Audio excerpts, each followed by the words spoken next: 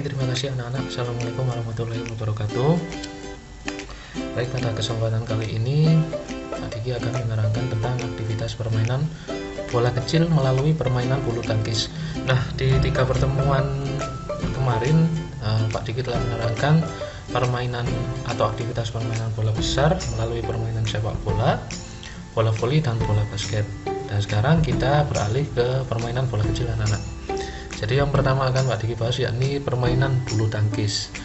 Nah, sebelum kita bahas lebih jauh mengenai permainan bulu tangkis, kita ada baiknya dulu ya anak-anak mengenal asal usul dari permainan bulu tangkis serta pengertiannya sendiri ya. Jadi permainan bulu tangkis itu adalah termasuk cabang olahraga dalam kelompok olahraga permainan anak-anak ya. Jadi permainan bulu tangkis itu dapat dimainkan baik di dalam maupun di luar lapangan yang dibatasi oleh garis-garis dalam ukuran panjang serta lebar tertentu ya. Nah, lapangan bulu tangkis sendiri dibagi menjadi 2 sama besar dan dipisahkan oleh net ini anak-anak ya.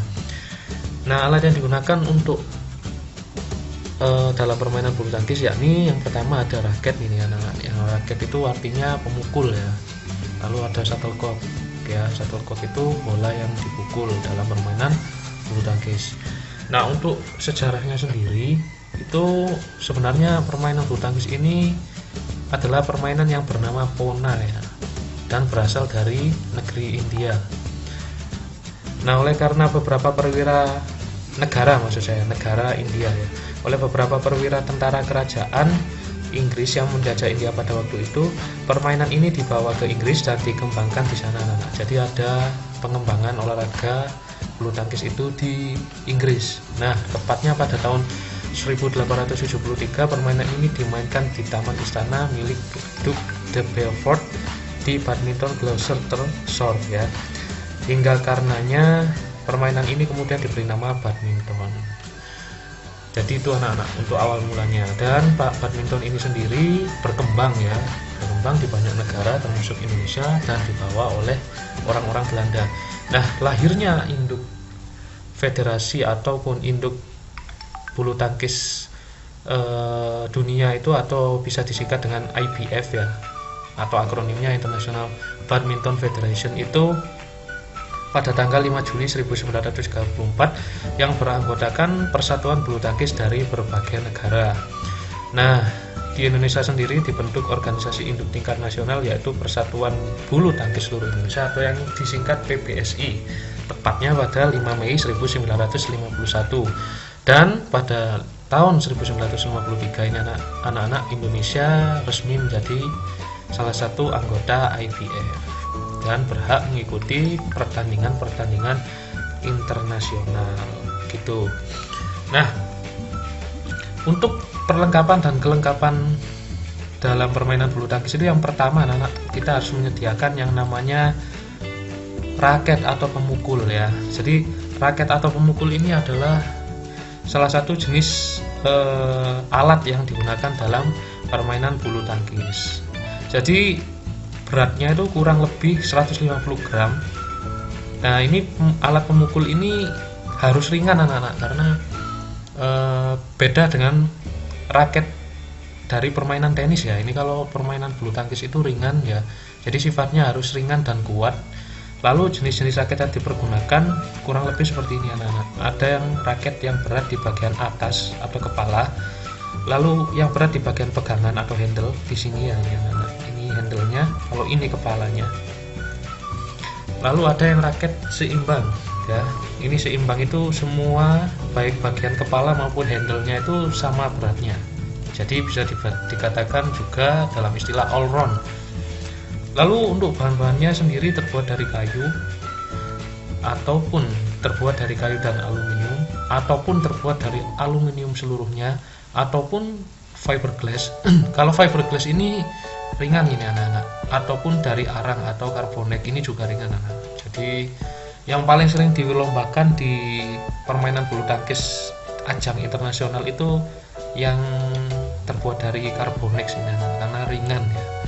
Lalu yang selanjutnya ada shuttlecock ya. Shuttlecock itu adalah bola dalam permainan bulu tangkis. kurang lebih beratnya adalah 73 sampai 85 grains atau 4,73 hingga 5,50 gram, dan harus mempunyai 14 sampai 16 helai bulu anak-anak yang ditancapkan ke dalam gabus yang bergaris 1 hingga 1/8 inch ya. Lalu diikat dengan benang secara kuat atau bahan lain yang kuat. Nah, untuk lapangannya sendiri, bentuk lapangan dan ukurannya dapat dilihat. Nah, ini untuk bentuk lapangannya kurang lebih seperti ini anak-anak. Dan untuk jenis-jenis lapangannya itu ada 5. Yang pertama ada 4 maksud saya. Yang pertama lantai tanah atau pasir, yang kedua lantai kayu, yang ketiga lantai dengan karpet sintetis, dan yang keempat lantai semen atau tegel. Biasanya yang paling sering dilombakan itu yang dari karpet sintetis ini, portacord ini anak-anak. Ini kurang lebih seperti ini. Lalu untuk gerak spesifik ini, langsung kita ke gerak spesifik anak-anak. Ini yang pertama itu gerak spesifik itu adalah gerak yang harus kalian kuasai dalam permainan bulu tangkis. Nah, untuk permainan bulu tangkis sendiri, ini yang dasar itu kalian harus memahami apa yang dinamakan servis ataupun melakukan apa yang dinamakan servis. Nah, servis sendiri adalah hal yang dilakukan pertama kali saat akan memulai permainan. Jadi bola dilambungkan ke arah musuh, yaitu namanya servis ya. Nah, kalau kalian salah melakukan servis itu berakibat fatal, bisa menjadikan poin untuk musuh ya.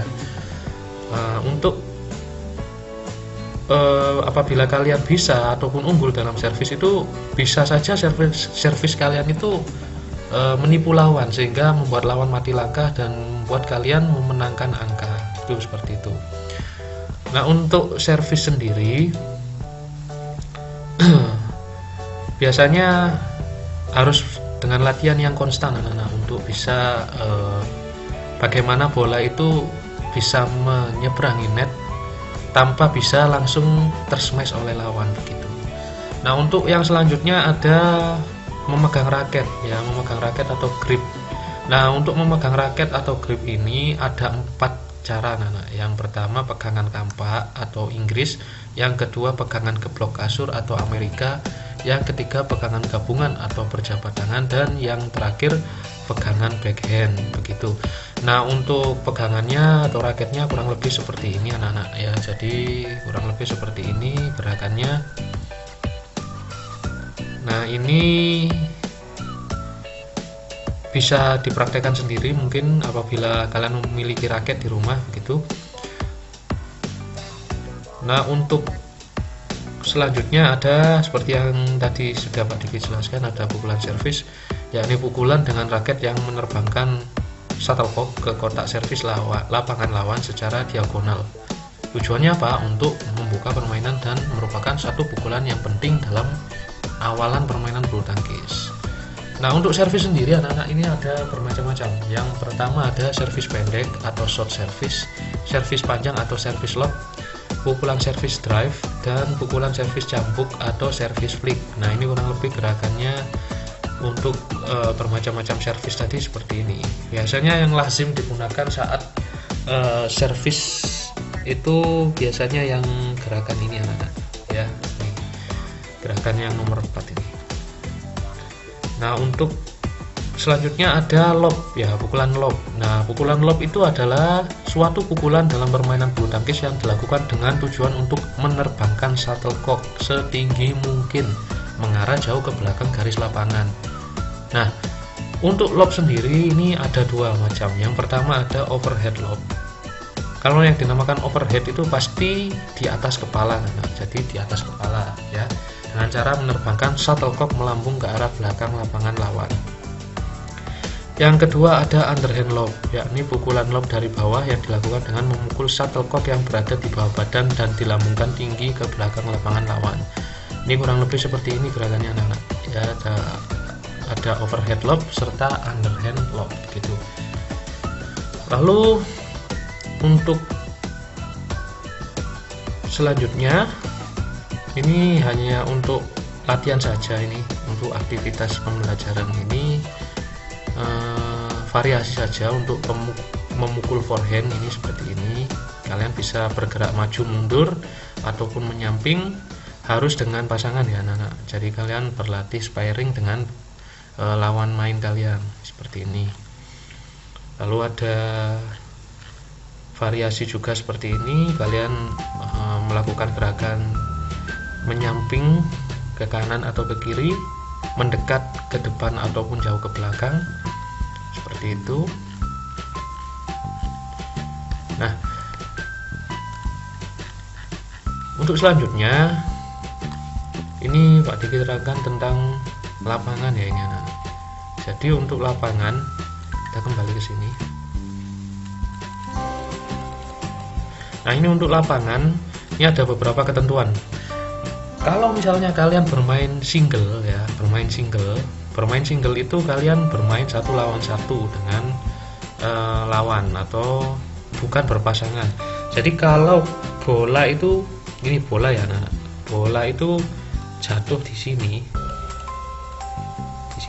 bidang ini, itu kalian mendapatkan poin anak-anak ya. Tapi kalau bola jatuh di bidang yang ini, bagian sini ya ini anak-anak, ataupun bagian sini, itu kalian tidak mendapat poin, alias bola ini dianggap keluar. Namun apabila kalian bermain berpasangan atau ganda ya, bisa ganda campuran ataupun ganda biasa, itu di semua lapangan ini dianggap masuk ya anak-anak. Jadi di semua, baik di belakang ataupun di samping, ini dianggap masuk. Nah, untuk lebarnya sendiri ini kurang lebih ukurannya 6,10 meter dan panjang kurang lebih 13,40 meter, dengan panjang net ini 1,524 meter, ataupun panjang tiang maksud saya. Jadi 1,524 meter untuk panjang tiang, serta panjang netnya 0,75 meter dengan masing-masing kotak ini 0,05 meter, dan lebar netnya itu 0,1 meter sesuai dengan lebar lapangan begitu. Nah, untuk perhitungannya anak-anak, ini untuk perhitungannya itu kalau kalian masuk, bola itu akan dihitung 1 ya anak-anak. Jadi setiap bola masuk itu akan dihitung 1, ataupun keluar akan memberikan poin kepada musuh 1. Nah, apabila terjadi kedudukan sama kuat atau 20 sama, maka dinamakan dius, ataupun kalau orang Indonesia bilangnya yus ya. Jadi yus ini akan dilakukan apabila kedudukan sama, mau 20-20 bisa, 21-21 bisa, dan seterusnya, sampai nanti yus ini akan selesai dilakukan apabila salah satu pemain itu mendapatkan selisih angka 2 dari lawannya. Itu yang dianggap pemenang dan yus akan berakhir. Kurang lebih seperti itu. Nah, untuk tugasnya anak-anak, ini untuk tugasnya ya. Nah, ini untuk tugas kelas 8, kelas 7, maksud saya kelas 7, kelas 8, dan kelas 9 ya. Ini untuk tugas kelas 7, jelaskan secara singkat sejarah awal permainan bulu tangkis, lalu jelaskan apa yang dimaksud pegangan raket secara forehand, lalu jelaskan apa yang dimaksud dengan pukulan lob, lalu sebutkan pelanggaran dalam permainan bulu tangkis minimal 6 pelanggaran. Lalu yang kelas 8, jelaskan secara singkat sejarah awal permainan bulu tangkis, lalu jelaskan apa yang dimaksud pegangan raket secara backhand. Lalu yang ketiga, jelaskan apa yang dimaksud dengan pukulan smash dan pukulan drive. Yang keempat, sebutkan pelanggaran dalam permainan bulu tangkis minimal 6 pelanggaran. Dan yang untuk kelas 9, jelaskan posisi badan ataupun sikap berdiri pada permainan bulu tangkis. Yang kedua, jelaskan apa yang dimaksud dengan netting dan drop shot dalam bulu tangkis. Lalu yang ketiga, ada 3 servis dalam bulu tangkis, yakni forehand pendek, forehand tinggi, serta backhand. Jelaskan. Dan yang terakhir, sama, sebutkan pelanggaran dalam permainan bulu tangkis minimal 6 pelanggaran. Jadi terakhir tugasnya dikumpulkan hari Senin tanggal berapa anak? Tanggal 1 bulan 2 tahun 2021 ke WA saya. Seperti biasa, jawaban dipotret di kertas. Baik, kurang lebih seperti itu yang dapat Pak Diki terangkan. Semoga pembelajaran kali ini bermanfaat bagi kita semua, dan semoga kita selalu dilindungi oleh Allah Subhanahu wa taala, tidak terkena apapun ya yang berbahaya seperti virus corona ya. Jadi tetap di rumah, tetap menerapkan protokol kesehatan, dan tetap menjaga kesehatan kalian anak-anak. Cukup sekian, Pak diakhiri. Wassalamualaikum warahmatullahi wabarakatuh.